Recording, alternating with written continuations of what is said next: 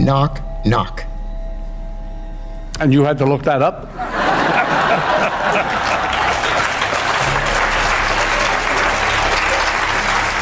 I want to get it right. Knock, knock. Who's there?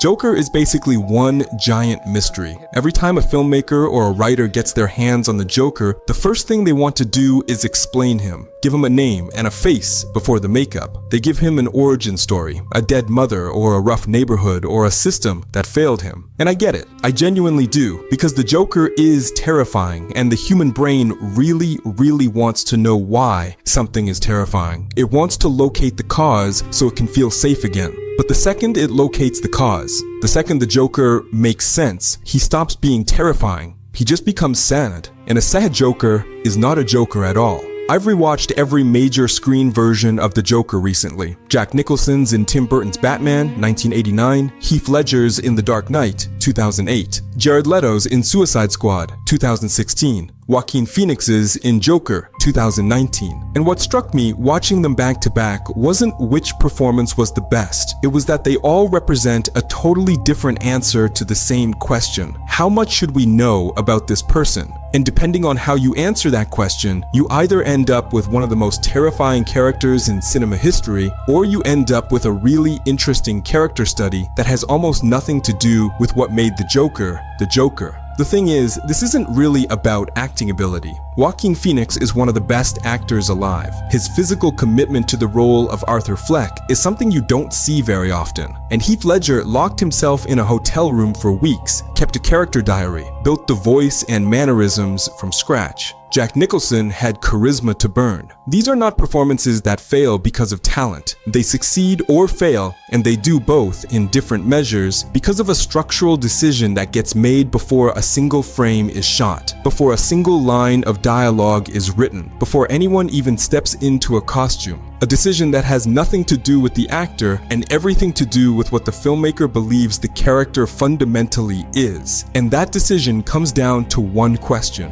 Does the Joker have an explanation? Well, every major Joker has an introduction, a first real moment where the character steps forward and announces what kind of thing he is. And the way each film handles that introduction tells you everything about what it believes the Joker actually is. In Tim Burton's Batman, Jack Nicholson's Joker is introduced before he's the Joker. We meet Jack as a slick, menacing mob enforcer in a nice suit, threatening, but in a way we understand completely.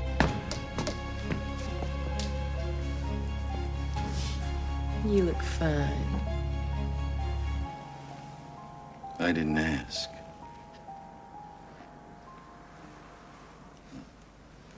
He has a boss, whose girlfriend he's sleeping with. He wants to move up in the criminal organization, and every single one of those motivations is recognizable from 1,000 crime movies. When he eventually falls into the chemical vat and becomes the Joker, the transformation is physical but not philosophical. He was already a dangerous man who wanted things, and now he's a dangerous man who wants the same things but with green hair and a death grin. His first act as the Joker is to kill his former boss and take over the mob, so the origin story doesn't create a mystery, it resolves one.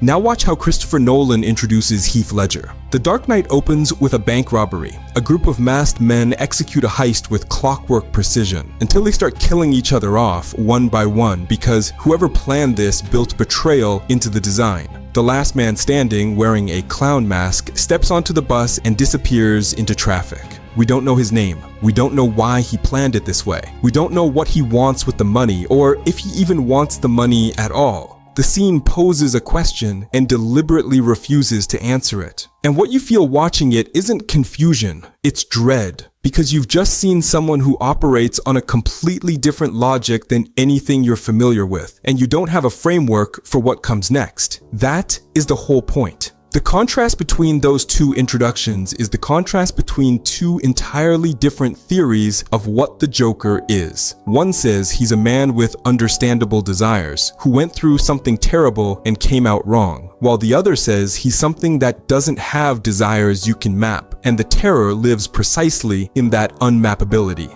One of these theories produces a compelling villain. The other produces something that hasn't really existed before in superhero cinema. As for Jared Leto's Joker in Suicide Squad, he is essentially a gangster with green hair. Flamboyant, dangerous on the surface, but built entirely on the same logic as Nicholson's Jack Napier, a man who wants things, who has a girlfriend he's possessive over, who operates within the underworld's recognizable rules of power and territory. He's the Nicholson model with better tattoos, not more of the Joker, a crime lord in costume. And the film doesn't dwell on explaining him because there's nothing there to explain that a mob movie hasn't already explained a dozen times before. Now here's where it genuinely gets complicated, because the story of how the Joker got his origin story is actually a story about a great writer making a great mistake that everyone else then copied for the next 20 years, until he doesn't have an origin story again. In 1988, Alan Moore, the guy who wrote Watchmen, so his credentials are not in question, wrote Batman: The Killing Joke, which is considered by most critics and fans to be the definitive Joker story. The premise is this: Joker wants to prove that anyone, given one catastrophically bad day, could become exactly what he is. To test the theory, he shoots Barbara Gordon, paralyzes her, kidnaps her father, Commissioner Gordon, and subjects him to a nightmare carnival of horrors, all while we flash back to the Joker's supposed origin of a failed stand-up comedian, a pregnant wife, a doomed robbery, a vat of acid. The Joker argues that all it takes is one bad day to reduce the sanest man alive to lunacy. It's a great story, brilliantly constructed, but Alan Moore, in later years, came to deeply regret writing it. Not because it's bad, but because he felt he'd given the Joker something the Joker shouldn't have: a coherent psychology, a thesis. Moore had tried to make the Joker make sense, and in doing so had subtly undermined the thing that made the Joker terrifying in the first place. The origin he gave is presented as a memory, and the Joker himself admits midway through the book that he probably invented it. Sometimes I remember it one way, sometimes another. If I'm going to have a past, I prefer it to be multiple choice. That line is Moore building the exit hatch into his own story. The origin is offered and then immediately destabilized, and the correct response to it, Moore seemed to be saying, is to understand that the offering of an origin is itself a performance, another joke. Christopher Nolan took that lesson and ran with it. The Ledger Joker tells two completely different scar stories in The Dark Knight. To the mob boss Gamble, he describes an abusive father who carved up his face with a knife. To Rachel Dawes, later, he describes carving his own face to match his wife's after loan sharks disfigured her. And the thing that makes this work, that makes it land as more than just a narrative trick, is that both stories are clearly designed for their audiences. The first story is for a man who respects dominance and fear, a story about surviving violence. The second is for a woman who still believes in human redemption, a story about love. The Joker doesn't have an origin. He just reads the room and gives you whatever crack in your psychology he thinks will let him in. Nolan confirmed in interviews that the Joker's multiple scar stories were directly inspired by the multiple choice passage in The Killing Joke. He took Moore's self-critique, the thing Moore embedded as a warning, and made it the entire design of the character. It's a remarkable piece of creative reverse engineering, taking someone else's admission of failure and turning it into a masterclass.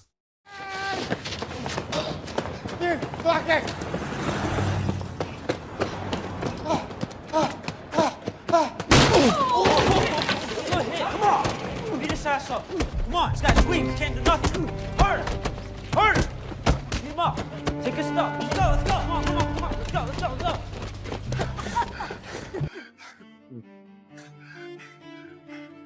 I want to be really careful here because I think Joker 2019 gets dismissed in a way that's too easy and ultimately misses what's actually wrong with it. Joaquin Phoenix's performance is genuinely extraordinary. Watch the scene where Arthur Fleck is on the Murray Franklin show and he starts laughing and can't stop. That uncontrollable, painful, mirthless laughter that his condition produces. And then slowly the laughter tips over into something real, something chosen. That transition, happening entirely in Phoenix's face and body over about 90 seconds, is the work of a serious actor doing serious work. That is not the problem. The problem is that Todd Phillips built a film whose entire argument depends on you understanding why Arthur becomes the Joker, and in doing so, he made a film that is fundamentally incompatible with what the Joker is supposed to be. Phillips has said in interviews that he wanted to make a real movie under the cover of a comic book property, to use the Joker IP as a Trojan horse to get a character study about mental illness and systemic failure into multiplexes, and he succeeded at that. Joker 2019 is a genuine character study. Arthur Fleck is a real, tragic, fully rendered person, and the film's portrait of the way institutions fail the mentally ill, the defunded therapy services, the indifferent social workers, the co-workers who use him as a joke, is pointed and accurate and important.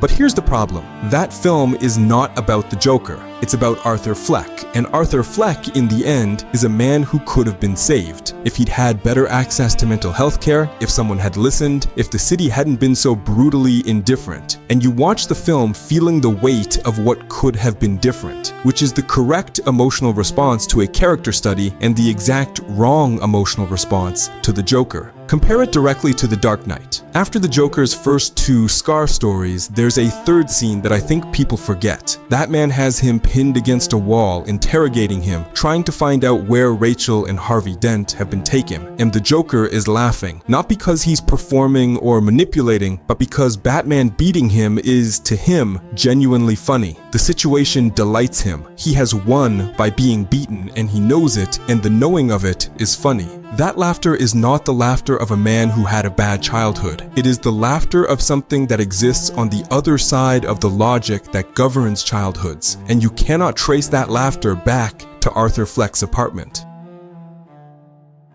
I keep coming back to Jack Nicholson because I think his version of the Joker gets used as a punching bag in a way that's slightly unfair and also slightly deserved, and I want to be honest about both. Tim Burton's Batman, released in 1989, was enormous. It broke box office records, it proved that superhero films could be taken seriously, or at least taken lucratively, and Nicholson's Joker was a massive part of that success. He's flamboyant, funny, dangerous, and genuinely entertaining. The problem is not that Nicholson is bad. The problem is that Burton and screenwriter Sam Hamm gave the Joker the one backstory that actively makes the Batman mythology worse. They made the Joker the man who killed Bruce Wayne's parents. Think about what that does. In one move, you've taken two characters who should represent genuinely opposed worldviews. Order born from grief, chaos born from nothing, and turn them into a revenge story, connected by a single event. Batman's war on crime is no longer a response to an abstract void of violence in the world. It's a specific grudge against a specific guy. And that's not a superhero movie anymore.